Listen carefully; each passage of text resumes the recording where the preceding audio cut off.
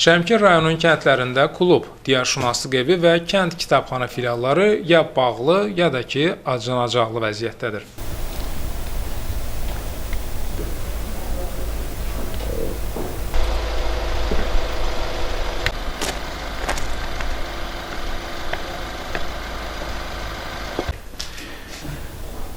Rayonun Tatar kəndində vaxtilə ən gözəl mədəniyyət evi olan, hazırki folklor evi acınacaqlı vəziyyətdədir. Kitabxanadan isə demək olar ki, istifadə edən çox azdır. Filialın kitabxana müdürünün sözlərinə görə buna səbəb insanların daha çox elektron kitabxanadan istifadə etməsidir.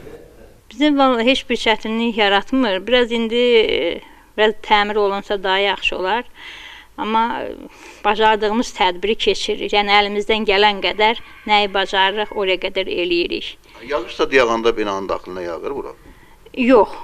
Binanın fasadından su gəlmir, amma hörükdən biraz verir su. Vaxtilə ən gözəl klublardan biri olan Şəmkir rayon Tatar kənd folklor evi hal-hazırda gördüyünüz kimi acınacaqlı vəziyyətdədir. Tədbirlər planına uyğun olaraq tədbirlərin keçirilməsinə baxmayaraq, yəni şəraitin olmaması burada fəaliyyət göstərən işçilərdə bir sıra problemlər yaradır.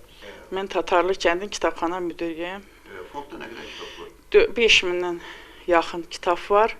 Onun 1000-ə yaxını. Yəni təxminən deyirsən? Yox, dəqiq. Rus dilli.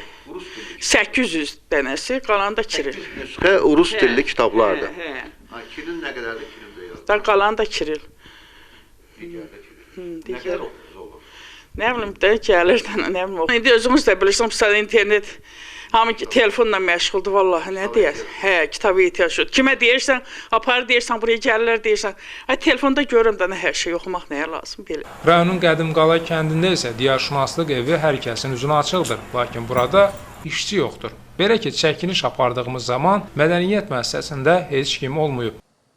Qazax Tovuz Regional Mədəniyyət İdarəsindən isə bildirilib ki, qəzalı olan mədəniyyət müəssisələri siyahıya alınıb, kitabxanaçılar isə artıq imtahan verdikdən sonra işə götürülür. Bu isə o deməkdir ki, hazırda bu sahədə yaranmış problem gələcəkdə aradan qaldırılacaq. Kamran Əskib Haralat, Cabir Məmməd, Səs TV, Şəmkir.